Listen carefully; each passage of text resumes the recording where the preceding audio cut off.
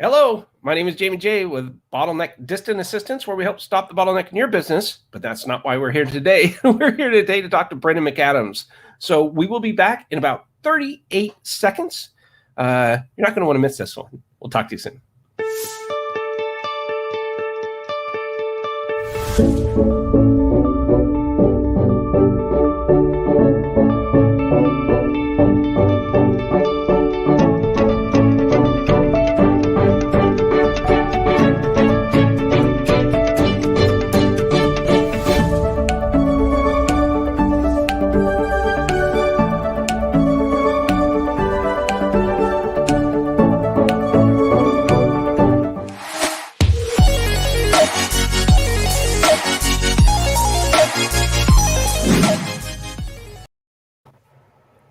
We are live. Hello, welcome to Live with Bottleneck. It is Tuesday, April 20th, 420. And where I'm at in Springfield, Missouri, it was just almost 80 degrees this weekend. It's snowing today. Go figure. They say if you wait 10 minutes, if you don't like the weather in Missouri, wait 10 minutes. So this is just crazy. But that being said, we're going to be talking today to Brendan McAdams, and he's going to help stop the bottleneck in your business. Brendan McAdams is the managing director of Kinetics, and we're going to be talking about how founders, solopreneurs, and freelancers should think about sales. So why, oh, why can Brendan help you stop the bottleneck in your business? Well, let me tell you before I quickly introduce him. Brendan has over 30 years of B2B sales and marketing experience across telecom, financial services, and healthcare. He's a co-founder of expertscape.com, a healthcare search resource that identifies and objectively ranks medical expertise by specific topic. He is also author of Salescraft, and his second book, specifically focused on sales fundamentals for tech founders, is due out later this month. As of the time of this recording, it is April 20th. So if you're watching this later, his book will probably be out. But without any further ado, please allow me to introduce you to Mr. Brendan McAdams. How are you, sir? Hey, Jamie. Good to be here. Yeah, this is exciting. We've been trying to get this thing going for quite a while. We finally got it going. And I'm wondering, before we kind of jump into the topic of the day, I wonder if you could tell us a little bit about you, kind of what you're up to and that kind of stuff. I'm doing a couple different things right now. As you mentioned in the intro, I'm co-founder with another business partner on this expertscape.com. And what we do is we use that's a search engine, if you will, and a resource to find medical experts when you have a serious medical issue. And hopefully you never need to use it, but if you do, it's a kind of a pretty useful tool, and it's all data driven based on the work that's done, all the data that's in PubMed. And the other thing I work on is I'm a sales coach. I've been doing sales consulting and sales and marketing consulting to startups for the last decade, and now I'm kind of pivoting a little bit and now doing more sales coaching to early stage startups. And so that's what I've been kind of moving into more, and allowed me to kind of get my hands dirty with earlier stage companies and have kind of a bigger influence and the like. So those are kind of the two things. And then I'm wrapping up the book. And I just launched a sales learning community for B2B sales. So that literally launched yesterday. So I got a couple things going. Yeah, I'd say so. You're staying pretty dang busy. Yeah. Well, kudos to you, and big kudos to you for getting the book out, the book #2, because it is not easy writing a book, is it? No, it's not. It's the one thing that people tell you is, like, you write and then you have to edit, and you basically plan on just rewriting the whole thing over and over again. And when I first tackled this, I thought, oh, there's no reason to do that. I'll just write it once and it'll be good. And the truth of the matter is, you absolutely end up writing the thing over again a second time and even a third time. And I certainly did that with my first book, and I'm doing that now with this next one, because it's a grind. You just sort of have to keep at it. But once it's done, it feels so good when you kind of finish, like banging your head against the wall, right? It feels so good when you stop. I can only imagine getting the physical book for the first time in your hands, just going, oh. It's pretty cool. Yeah. That It's is really so nice. awesome. Yeah. Oh, Yeah. that's fantastic. Well, tell me a little bit about, so you just launched, it's not a course, it's a community. Community. And Yeah. what is that all about? So I was involved in doing a cohort course for 30 days on Twitter where you write every day. And the writing was kind of, okay, I understand how to do that. And that was great. But what it really taught me is how Twitter works and how communities work and how the kind of the energy and the kind of fun and the learning opportunity that exists when you get a bunch of people with a similar interest in the same to kind of collaborate and work together. And so that ultimately got me thinking I should do something like that within the sales world. I've spent a lot of time in sales, B2B sales exclusively, business to business exclusively, really. And then I wrote the book and I thought, I bet there's an opportunity to do something like this more on a kind of a community basis, on an ongoing basis. And so the way it works is you join up in this community and I do a lecture every week, or I have a guest come in and do a talk. And when I say lecture, that's really not, it's really kind of more of a discussion on some topic. So Kind of like office hours? well, then that's interesting because on Mondays, it's kind of a course. On Mondays, there's an educational component. We're going to talk about how to do discovery call. We're going to talk about how to think about RFPs or Meaning how to request for proposals? request for proposals. And in this first week, and probably for a little more than the next week, we're doing a little challenge around how to use Twitter to engage with customers and using DMs and how to find them and how to engage with them, because Twitter is really quite powerful and it's becoming much more of an effective business tool. And and then on Saturdays, I do a 1 hour or however long it takes, office hours, and people can kind of check in, ask me specific questions. We can kind of work on things individually or as a group. And so they're basically two sessions every week, and they're optional. You can go and I'm recording everything. And so you can attend live, and it's much more engaging. But if you can't make that week, it's recorded and you can access it and watch it at your leisure. And then I'm sending out occasional emails with like a little video. Like one of the things I figured out is in this week's session, I didn't spend enough time talking about things like how to customize your profile on Twitter. So later today, I'll record a little video and send that out to everybody. And then there's another video about how to think about a pinned tweet, which is a unique thing with Twitter.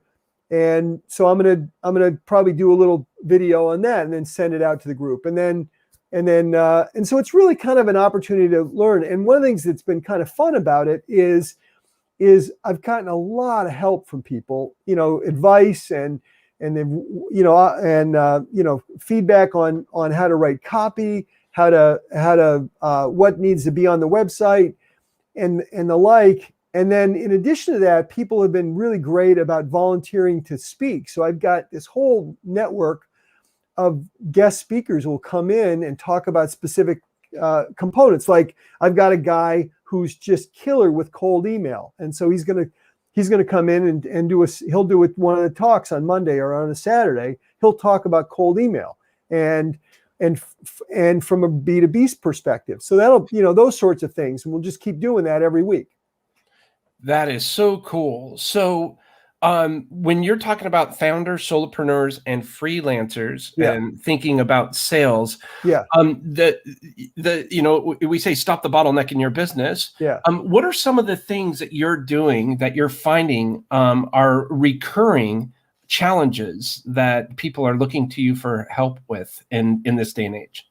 So things that the bottlenecks in my business or bottlenecks? How are you helping them alleviate the bottlenecks in their business? Oh, well, I mean, the way I got started in this, which is kind of an interesting question, is the way I got started in this is I was in a corporate world selling as a salesperson, as an employee. And I had a couple positions in a row where I came in, and any sales person listening in is going to know this experience firsthand, I'm sure. I came into a job, got interviewed, went through the whole process, and then I get on board and the job's not what they described. And in both the last two cases, they were companies where I knew the CEO and where I knew someone on the board or both.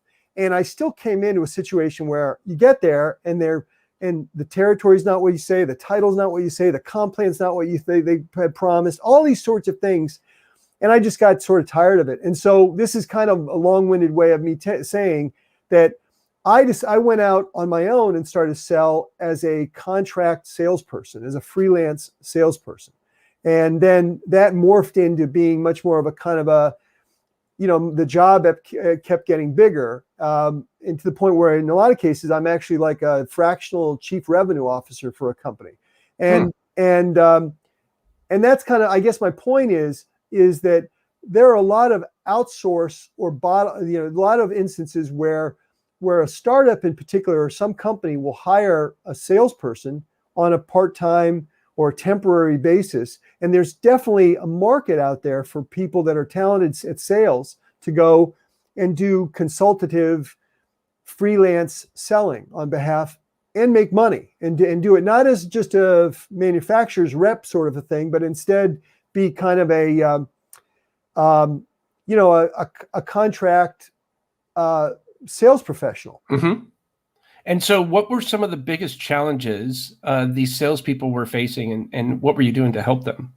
Well, and I was actually the salesperson for the company. So I basically came on as an extension of their company. So instead of being I would be like a virtual salesperson. And right. So so the challenges they were having is that they either rolling out some new product or that they didn't really know how to sell very well. It's in startups oftentimes, don't have the sales skills that they may need to sell into a given market. This is especially true with healthcare because it's so nuanced and kind of quirky. So that would be one example. Or they've got a new product coming out, or they've got some growth. They've got some growth challenges. Like all of a sudden they've gotten more market recognition. Their marketing is done better than they thought, and their pipeline is now filling up, and they need to respond, and they need somebody who can respond quickly. So you can't hire some trainee, right? You may need someone who really understands the industry, who can step in very quickly and ramp up. There may be a reason to hire someone for a short period of time because someone's out, or they've let someone go, or someone quit inadvertently. And so there are a lot of instances where they may hire a contract freelance, salesperson. Gotcha. So you basically would generate revenue for them. Yeah. And kind of help put their product or service out in the market. Exactly. Yeah. Gotcha. Yeah. Because of my experience in the marketplace, I can get up to speed quickly. That I don't require a lot of infrastructure. If they give me an email address, like company email address, email account, then I'm ready to go. That I may need to learn more about the product, a few things about the product. They may have to walk me through a PowerPoint or two, but otherwise I can kind of, and I'm not alone. I mean, a lot of professional salespeople that become good at what they do, they can learn the product rather quickly. And then especially if they have to just have conversations and do discovery, and understand and qualify, they can oftentimes learn how to do that rather quickly. And then you bring in subject matter expertise if it's a particular clinical application or what have you. Perfect. So who would be like who's a good target, if be the best, if this would be an awesome client for you? Who is that person? Oh, now? Mm-hmm. Yeah. So this is funny because I've just recently been doing this. My best customers are venture capitalists and angel investors, because in my new world where I'm coaching, they are the aggregators of my ultimate customers, which are founders. So, and I think in terms of my customers, I want to help early stage founders make fewer sales mistakes and compress the sales cycle. Founders early stage, one of the founders needs to sell. Somebody needs to be engaged in the sales process from a founder standpoint, because you have to talk to customers. You have to understand what the obstacles are and what their needs are. You have to understand the language that industry speaks, because it's different from industry to industry. You want to establish relationships. You want to be able, with your early customers, you need to establish some good relationships with those people, because they're going to be your first case studies. They're going to be your first references. They've got to go well. They're really important for your momentum. So the founders need to be involved in those conversations, but they oftentimes don't know how to sell very well. They're intimidated by being in sales or what have you. And so I'm the kind of guy that kind of can help them make fewer mistakes and make them more effective, and prep them for a sales call, or do a postmortem, or sit in and that sort of thing. And so the investors, though, interestingly, are the ones that buy that service, because I'm basically insurance on I reduce the cost, their risk, right? If they're giving a couple of kids, I'm pejoratively speaking now, like if they get a couple founders, $250,000, $500,000, they want, if I can help them increase the likelihood of their generating revenue and do so more quickly and recoup their money sooner. They get their money sooner and reduce their risk. That's money well spent, and it's inexpensive. And so they're the guys or gals that will say, hey, listen, we're going to give you $500,000, but we also want you to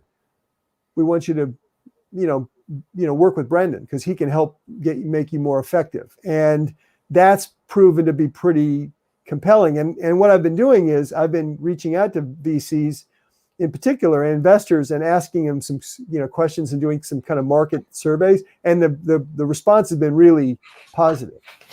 So you said you help people kind of alleviate some of the mistakes that these founders or these VC people that have made. What are some of the mistakes you're seeing, and how are you able to address them?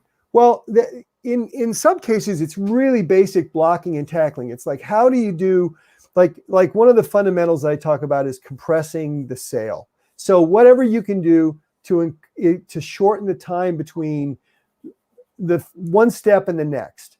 And oftentimes customers aren't disinclined to buy. They just, they're distracted. They've got other things in their way. They've got other obligations. And so if you can stay on top of them, in terms of being responsive, so it's little things like teaching them to don't commit to things that you can't deliver. And that may be something as simple as, don't tell someone, oh, I'll get you something by tomorrow, if you can't get it to them by tomorrow, right? It's really simple. Overpromise, underdeliver. Just don't overpromise and underdeliver, right? I mean, but that manifests itself in really little obvious things, like, hey, I'll get back to you tomorrow. Well, then you better get back to them tomorrow. I mean, if you don't get back to them until next Tuesday, that's not good. Just because it sets this wrong. It's just these little things sort of build up. So if you can kind of keep things on track, that's important, because time is important. Time is important. Just, compressing time, because as I say often, most companies, startups overwhelmingly fail because they run out of money, or they don't deliver on their promises for their customers. And both of those are really sales problems, because if you're not generating revenue fast enough, you're going to burn through it, and then at some point you shut down for that reason. Or you can't deliver. It's because you don't understand the customer's problems well enough and aren't building to the right solution to alleviate those problems, to address those things. And so those are sales problems. And so one of the big mistakes that founders make in particular is they hold off selling until it's too late. I'm going to sit down and build, and I'm going to build for the next 3 months or 6 months. And that that can be a fatal mistake. And that is, you should be talking to customers while you're building, because you're going to uncover all sorts of things in those conversations. And those things will inform the product that you ultimately build. And if you get to a certain point and then just drop the product out in the marketplace, there's a good chance it's going to get dropped out, and it's just nothing's going to happen. Yeah. One thing that you said was earlier, you got to, maybe they're not focusing on the problem. And I think a lot of startups, they're so proud of their product or the service that they've created that they're selling the solution. Yeah. And I what do you think about that? I mean, is that a big game changer that? Yeah. And is it hard to get them off of that? Well, because it's hard for everything. It's hard for, it's easy to talk about features and the thing that you built, but there's this statement that this saying that it's now becoming very cliche, and that is, people don't buy drill bits, right? They don't buy 1/4-inch drill bits. They buy 1/4-inch holes, right? And so that's kind of the idea there is, obviously, is that I don't want a product. I want this problem to go away, or I want this opportunity to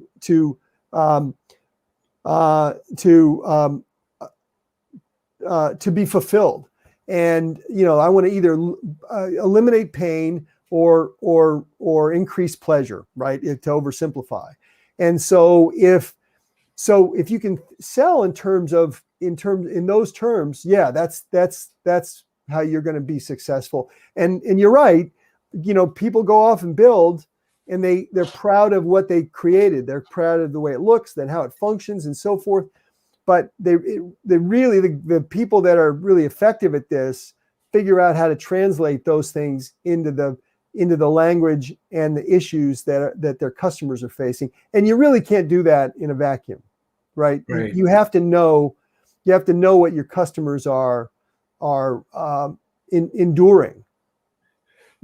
Well, do you find that somewhat challenging as well? Not only are they, when I say they, I'm talking about your founders and VCs and things.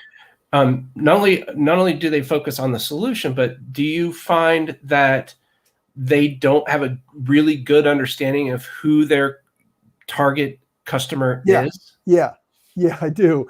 And I'm doing this thing where I volunteer a certain number of hours each week, where I like startup founders can book a half-hour call, and we'll just talk about whatever their sales issue is, and it's fascinating to me how often they can't succinctly tell me who their ideal customer is, and that's not a criticism of them. It's just I'm in the luxurious position of being outside looking in, so I can see. And I kind of have a little experience in this, so I'm kind of in a better position sometimes. But it's oftentimes they can't tell me my customer is someone who needs a CRM. But that doesn't really tell me anything, right? Because there are a gazillion CRMs out there, and so. Why do they need your CRM? What is it that your CRM does that solves a specific problem for them? And this can be somewhat an awkward conversation in the beginning, but it's ultimately revelatory. They figure out, oh wow, yeah, this is helpful, because ultimately where they get to is they see, oh, this is exactly the kind of person I need to find. And if they find that exact kind of person, that, this is CRM that helps dentists follow up with patients that have, complex, and this is how it identifies those. And so that way, when you don't have to spend time remembering that doctor, that Mrs. Smith has this occlusion or this whatever, if this system helps you focus on this, so you don't have to do this, if you could articulate in those terms, then all of a sudden they know, these are the kind of people I need to talk to. And then what's beautiful about that is that when they know that, then the sale becomes really easy, or not easy, but it certainly becomes easier, because you're talking to the right person that wants that has that problem. And then it's really much more of trying to figure out if there's a fit is really much simpler. You're just asking, hey, this is what we do. This is how it helps. Boom, boom, boom. These are the things we can help. These are the things we do for dentists. And then the dentist says, I have all those problems. And then it's just well, You're maybe like, I you need should help. use this. Yeah, you should use this. And then I should use you, and then at that point, what happens next is that dentist is really happy to buy it because it solves his exact problem. And they're quite happy to pay the money. Because it gets rid of that pain. It's really, yeah. And on top of that, they're probably willing to tell their friends and say, hey, I just bought this thing and it just is fantastic. And now because it makes me feel like, oh, I made a great decision. I look smart. And so on the customer side of things, and we're kind of going down a rat hole here, but on the customer side, the psychology is, I feel really good about making this decision, and it makes me feel smart, like I did the right thing. And so you're, if the founder of the business, if the salesperson finds himself in that place, then the selling isn't selling in a pejorative it's sense. More educational and informative. You're helping to match up like services, and if you're in the right spot and your tool is good in that spot and you've found the right spot for whatever it is you built, then that's relatively straightforward process. That's fantastic. Yeah, it just simplifies the process for them. So how do people get in touch with you if they want to learn more about you? Well, I'm on Twitter. Twitter's been great. So it's Brendan McAdams. There you go. And then of course you follow me, connect with me on LinkedIn, and then my website is Kinetics with 3 I's, KII. There you go, Kinetics, and I've got a new website coming out like any day now, which will be great. And by the way, on this aside, I was on your website. It's really smart, Jamie. I love how your website is laid out. It's just really simple. Boom, boom, boom. There's like 4 steps to. I just think I may steal that idea. Steal away. Thank you. It's really slick how it just kind of there's not a lot of noise to it, and it's kind of well done. It's well done. Is that you do that in-house? Yes. Okay. Yep. It's good. It's really, I liked it. Thank you. Because I was talking to someone about it today, because they're looking for an assistant, and as you know, I'm like really happy with mine, and so I had to stop at the website to check it out. Great. Oh, that's fantastic. Yeah, thank you. I promised you that we would go to about the halfway of the no, I'm not hour done. there. I'm not done, man. I want to keep going. Awesome. Well, what is one thing you'd like to leave us with today before we wrap up? Okay. I'll give one. So I went through this trepidation about launching my sales course in the sales community. It was supposed to be a course initially, and then a community. So that's why I get a little confused. The community, and I put it off for probably 6 weeks after I got the idea to do it. And I would recommend to people that if you've got something, whether it's a book or a podcast or a website or whatever you're doing, that the advice I would give you is that give your listeners is you ought to do it. If it's something you want to do, and you really it's a burning desire, then you have to get out of your head and start doing it. And I launched my community yesterday. And it was like, oh man, it was fantastic. It was great to get it done. It was and the other thing is, if you get the right people, if you do it with the right enthusiasm and your heart in the right place, and you kind of recruit the right sorts of people to be your advocates and your so forth, it's incredibly satisfying. And so I really encourage people to if they've got something burning in the back of their head they've got to do, then my advice is you ought to do it. Awesome. I love that advice. Well, thank you very much. Do you have just a second for me to wrap up? Yeah, go ahead. Yeah. Fantastic. Yeah. Thank you so much, Brendan. Oh, it was a pleasure, Jamie. Anytime. We've been talking to Brendan McAdams. He's the managing director of Kinetics, and I cannot recommend reaching out to him enough. He's just a wonderful fella, very down to earth, super smart and intelligent fella. And I know he can help stop the bottleneck in your business. So we've been talking about how founders, solopreneurs, and freelancers should think about sales. So I would highly encourage you to reach out to Brandon McAdams. So you can go to kinetics.com. And let me make sure I pop that up there. It's KIINETICS.com. It's on the screen here as well. It'll also be in the notes so that you can just click on it right away if you'd like to see it there. And I just want to say thanks again to Brendan for jumping on board today and taking time out of his busy schedule. And just want to give a couple house cleaning things here. You can go see this video. It's live now, but you can watch it at a later time if it's already done being live.